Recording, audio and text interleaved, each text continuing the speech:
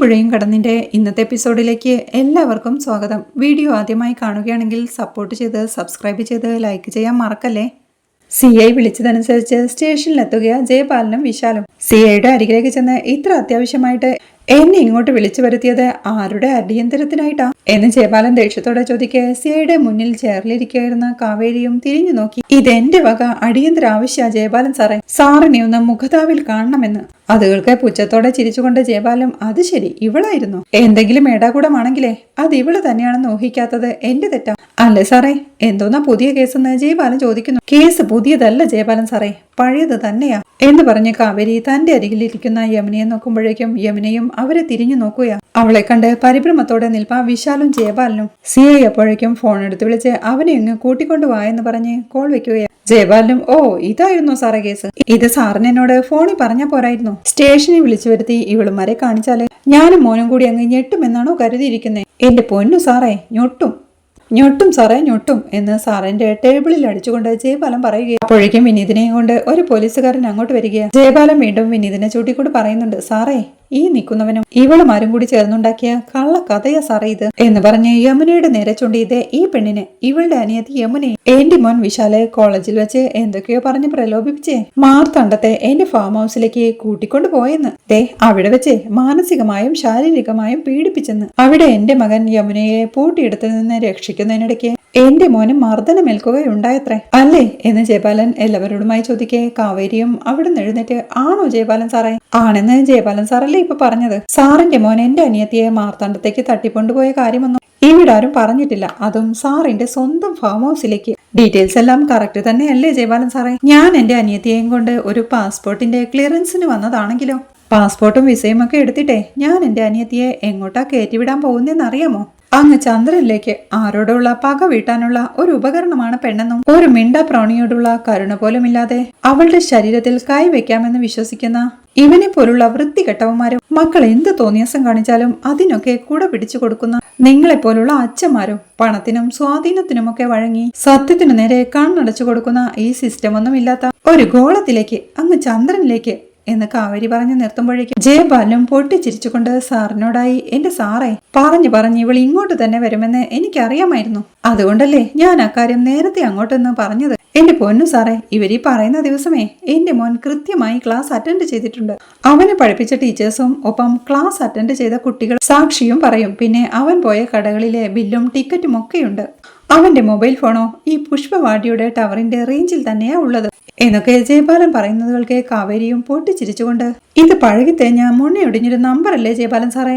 എന്നാലും സാറിനത് കൃത്യമായി പ്രയോഗിക്കാൻ അറിയില്ല. വിശാൽ യമുനയെ തട്ടിക്കൊണ്ടുപോയ ഡേറ്റ് ഏതാണെന്ന് ഞങ്ങൾ പറഞ്ഞു തരണോ ജയപാലൻ സാറേ? ആ തീയതി പോലും അറിയാതെ സാറ് മുൻകൂട്ടി തെളിവുകളൊക്കെ സംഘടിപ്പിച്ചു വെച്ചിരിക്കുകയാണ് അല്ലേ? വിശാൽ അന്ന് പാറേപ്പള്ളിയില് ധ്യാനത്തിന് പോയിരിക്കുകയാണെന്നല്ലേ സാറ് പറയാൻ പോകുന്നത്? ഇവന്റെ ഒപ്പം ധ്യാനത്തിൽ പങ്കെടുത്ത രണ്ടുപേരിവിടെ സാക്ഷി പറയാനും എത്തിയിട്ടുണ്ട് എന്ന് കവരി പറയുമ്പോഴേക്കും നിവിൻ വിശാലിന്റെ ഫ്രണ്ട്സായ ഹർഷനെയും മിലനെയും അങ്ങോട്ട് തള്ളിക്കൊണ്ട് വരുന്നുണ്ട്. CI എഴുന്നേറ്റ്, എന്താടോ ഇതൊക്കെ എന്ന് ചോദിക്കെ നിവിനും പറയുന്നുണ്ട്, ഇവന്മാരെ കൊണ്ട് തത്ത പറയിപ്പിക്കും പോലെ പറയിപ്പിക്കണം സാറേ എന്ന്.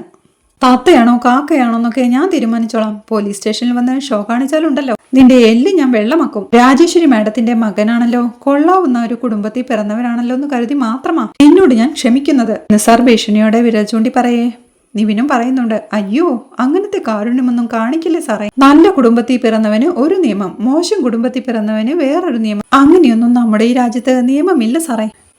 ഈ ഒരു കണ്ണോടെ വെച്ച് സമൂഹത്തെ നോക്കുന്നത് കൊണ്ടാ സാറിന് ഇതുപോലുള്ള പാവങ്ങളുടെ മേലെ കുതിര കയറാൻ തോന്നുന്നത് എന്നിവൻ പറയേ. സാറും ഡാ അധികം അങ്ങ് നെകളിക്കല്ലേ എന്നവന് നേരെ വിരൽ ചൂണ്ടി പറയുന്നുണ്ട്. കാവേരിയും സാറിനോടായി, സോറി സാർ, കാക്കിയുടെ കരുത്തു കാട്ടാനാണ് ശ്രമമെങ്കിൽ എനിക്ക് ഹയർ ഒഫീഷ്യൽസിനെ സമീപിക്കേണ്ടി വരും. സമയം കുറവാണ്, എനിക്കൊരു തീരുമാനം അറിയണം എന്ന് കാവേരി പറയേ.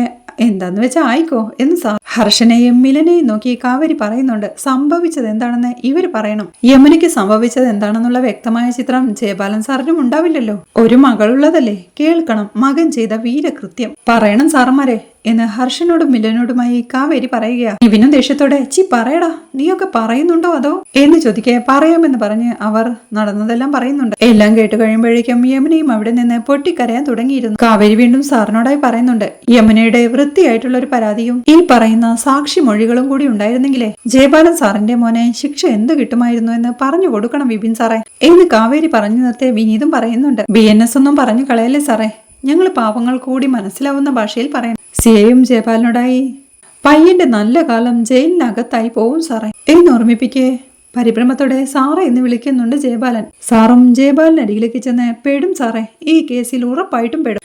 പീഡന കേസിൽ സാറിന്റെ മോനും കേസ് ഒതുക്കിയതിന് ഞാനും. വിളഞ്ഞ വിത്തായി പെണ്ണ് കാവേരി എന്നൊക്കെ പതിയെ ജയപാലനോടായി പറയേ ഇപ്പോ അവൾക്ക് എന്താ വേണ്ടതെന്ന് ചോദിക്കും. എന്റെ മോന്റെ ജീവിതത്തിന് വേണ്ടിയിട്ടേ എന്റെ കയ്യോ കാലോ കൊടുക്കാം എന്ന് ജയപാലൻ സാർ പറയുന്നത് ശ്രദ്ധിച്ച കാവേരിയും അത്രയൊന്നും വേണ്ട ജയപാലൻ സാറേ, കയ്യും കാലും ഒക്കെ ഞാൻ ചോദിക്കും എന്റെ അച്ഛനോട് ചെയ്തതിന് നഷ്ടപരിഹാരമായിട്ട് ഇഞ്ചിഞ്ചായിട്ട്. ഇത് കേസ് വേറെയാ, പുറം ലോകം അറിഞ്ഞ പെണ്ണിന്റെ മാനത്തിന് മാത്രം വില പറയുന്ന കേസ്. ചെയ്ത തെറ്റിന് അർഹിക്കുന്ന ശിക്ഷ വാങ്ങിച്ചു തരാൻ വേണ്ടിയിട്ടാണെങ്കിൽ ഒരു കേസ് ഫയലിൽ പോലും തന്റെ ഈ വൃത്തികെട്ട മോന്റെ ഒപ്പം എന്റെ അനിയത്തിയുടെ പേരെഴുതുന്നത് എനിക്ക് ഇഷ്ടമല്ല. ചെയ്യാത്ത തെറ്റിന് അവളെ ഈ കോടതി മുറികളിലും പോലീസ് കേന്ദ്രങ്ങളിലും വലിച്ചു കീറുന്നത് വേണ്ടെന്ന് വെക്കാം. വിശാലിനെ മർദ്ദിച്ചതിനെതിരെ വിനീതേട്ടനെതിരെയുള്ള കള്ളപ്പരാതി പിൻവലിക്കണം. അത് മാത്രമാണ് ഇപ്പോഴത്തെ ആവശ്യം എന്ന് കാവേരി തീർത്തു പറയേ ജയപാലനും വിനീതിനെതിരെയുള്ള പരാതി പിൻവലിച്ചുകൊണ്ട് എഴുതി സൈൻ ചെയ്യുന്നുണ്ട്. പിന്നീട് സ്റ്റേഷനിൽ വെച്ച് പരിചയപ്പെട്ട ആ മോഷ്ടാവിനോട് യാത്ര പറയുകയാണ് വിനീത്. വിധിയെ തടുക്കാനാവില്ല ബ്രോ, ഇനിയും സാഹചര്യങ്ങൾ ഒത്തുവന്നാൽ നമുക്ക് ഒരുമിച്ച് താമസിക്കാം. വിനീതേട്ടാ വരുന്നുണ്ടോ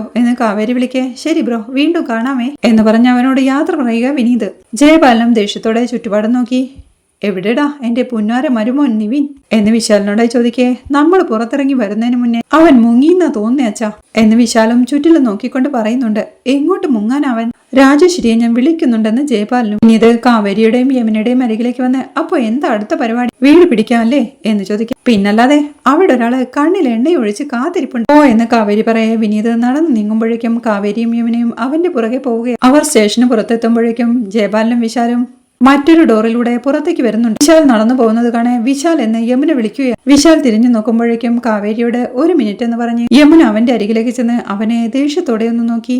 നമുക്കിടയിലുള്ളതെല്ലാം അവസാനിച്ചല്ലേ അല്ലേ വിശാൽ, ഈ നിമിഷമെങ്കിലും ഞാനൊന്ന് ചോദിച്ചോട്ടെ, നീ ഒരിക്കലെങ്കിലും ഒരു നിമിഷമെങ്കിലും എന്നെ സ്നേഹിച്ചിട്ടുണ്ടോ എന്നവൾ സങ്കടത്തോടെ ചോദിക്കുന്നുണ്ടെങ്കിലും വിശാൽ തന്നെയും കുനിച്ച് നിൽപ്പാ. അത് കണ്ടവൾ ദേഷ്യത്തോടെ അവന്റെ കവിള് താഞ്ഞടിക്കുക. വീണ്ടും അവൾ സങ്കടത്തോടെ കരഞ്ഞുകൊണ്ട് പറയുന്നുണ്ട്, പക്ഷേ എനിക്ക് നിന്നെ ഒരുപാട് ഇഷ്ടമായിരുന്നു, ഒരുപാട് എന്ന് പറഞ്ഞവൾ പൊട്ടിക്കരയുകയാണ്. ഇതിപ്പോ ഞാൻ തന്നില്ലെന്നുണ്ടെങ്കിൽ ആ ഇഷ്ടത്തിന്റെ ഒരു തരിമ്പെങ്കിലും എന്റെ മനസ്സിൽ കിടന്നെന്നെ കുത്തി നോവിക്കും. ഇനി എനിക്ക് സങ്കടമില്ല, എന്നെ സംബന്ധിച്ചിടത്തോളം നീ മരിച്ചു, ഇനി ഇങ്ങനെ ഒരാളില്ല എന്ന് തീർത്തു പറഞ്ഞവൾ കാവേരിയെ നോക്കി വാ ചേച്ചി പോവാമെന്ന് പറഞ്ഞ് വിളിക്കുക. വിശാലിന്റെയും ജയപാലിന്റെയും മുന്നിലൂടെ അഭിമാനത്തോടെ തലയുയർത്തി നടന്നു നീങ്ങുകയാ കാവേരിയും യമുനയും വിനീതുമെല്ലാം. പിന്നീട് വിനീതിനെയും കൊണ്ട് കാവേരിയും യമുനയും സ്നേഹതീരത്തെത്തുകയാ. സിറ്റൗട്ടിലേക്ക് വരികയായിരുന്ന നീള അവരെ കണ്ട് സന്തോഷത്തോടെ ഹാളിലേക്ക് ഓടി അമ്മയോടായി അമ്മേ വിനീതേട്ടൻ വന്നു എന്ന് വിളിച്ചു പറയാം. സന്തോഷത്തോടെ എഴുന്നേൽക്കുക ശാരദയും രാധമ്മയും. വിനീതിനെയും കൊണ്ട് അവരപ്പോഴേക്കും ഡൈനിങ് ഹാളിലേക്ക് എത്തിയിരുന്നു. വിനീതേട്ടാ എന്ന് വിളിച്ച് നീള അവനെ ചേർത്ത് പിടിക്കുക. മോനെ വിനീത്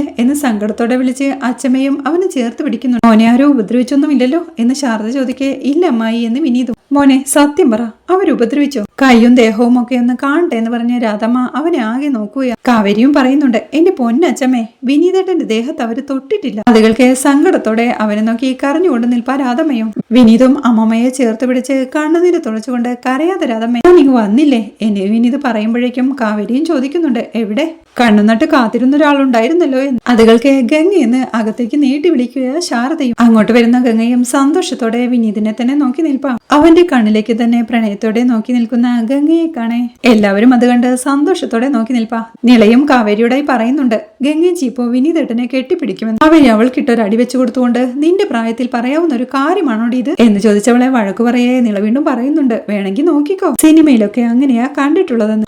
വിനീതിന്റെ കണ്ണുകളിലേക്ക് തന്നെ പ്രണയത്തോടെ നോക്കി ഗംഗയും ചോദിക്കുന്നുണ്ട് ഞാൻ ഈ കാണുന്നത് സ്വപ്നമല്ലല്ലോ അല്ലേ? അത് കണ്ട് കാവേരിയും നിളയോടായി കണ്ടോടി അതാണ് നമ്മുടെ ഗംഗച്ചി. നിരാശയോടെ കളഞ്ഞു, ഒട്ടും റൊമാൻറ്റിക് അല്ലാത്ത ഗംഗേച്ചി എന്ന് നിളയും പറയുന്നു. അതും അവരുടെ അരികിലേക്ക് ചെന്ന് അതെ കണ്ണി ഇങ്ങനെ നോക്കി നിന്നാ മതി, ജയിലിൽ കിടന്ന ചെറുക്കനാ, അവന് തിന്നാനോ കുടിക്കാനോ വല്ലതും കൊടുക്കുന്നു. അത് കേട്ട് കാവേരിയും അയ്യോ ജയിലല്ല അച്ഛമ്മേ ലോക്കപ്പ്, എന്താണെങ്കിലും ഇരുമ്പഴി അല്ലയോ, പുറത്തേക്ക് വിടത്തുമില്ല, പോലീസ് കാവലും, പേരിലെന്താ കാര്യമിരിക്കുന്നതടി കൊച്ചേ എന്ന് രാധമ്മ പറയുമ്പോഴേക്കും കഴിക്കാൻ എടുക്കട്ടെ മോനെ എന്ന് ശാരദയും ചോദിക്കുന്നുണ്ട്. ഇപ്പൊ ഒന്നും വേണ്ടമായി എന്ന് വിനീത് പറയേ. എന്നാ മോളെ നീ പോയൊരു ചായ എടുത്തോണ്ട് വാ എന്ന് ഗംഗയോടായി പറയുന്നുണ്ട് ശാരദ. പോകുന്നതിനിടയിലും വിനീതിനെ പ്രണയത്തോടെ ഒന്ന് നോക്കി ഗംഗ ചായ എടുക്കാനായി പോവുകയാണ്. വാ മോനെ നീ ഇവിടെ എങ്ങാനും ഇരിക്കുന്നു പറഞ്ഞ് രാധമ്മ അവനെ സോഫയിലേക്ക് ഇരുത്തുകയാണ്. രാധമ്മയും അവന്റെ അരികിൽ തന്നെ ഇരുന്നുകൊണ്ട് ചോദിക്കുന്നുണ്ട്, ജയിലിൽ കിടന്നപ്പോ നീ പേടിച്ച മോനെ? കാവേരിയും ജയിലല്ല അച്ഛമ്മേ, അതാണ് ലോകകപ്പ് എന്ന് പറയേ. എന്നാ ലോകകപ്പ് നമ്മൾ ഈ ഇംഗ്ലീഷ് ഒന്നും പഠിച്ചിട്ടില്ലേ എന്ന് കാവേരിയോടായി പറഞ്ഞ് വിനീതിനോടായി, നിന്റെ മുത്തശ്ശനുണ്ടല്ലോ മാധവേട്ടൻ, ഒരാഴ്ചയിൽ ഒരു ദിവസമെങ്കിലും ജയിലിൽ കിടന്നില്ലെങ്കിൽ മാധവേട്ടന് ഭയങ്കര മനോവിഷമമായിരുന്നു. കണ്ണൂര്, വിയ്യൂര്, പൂജപ്പുര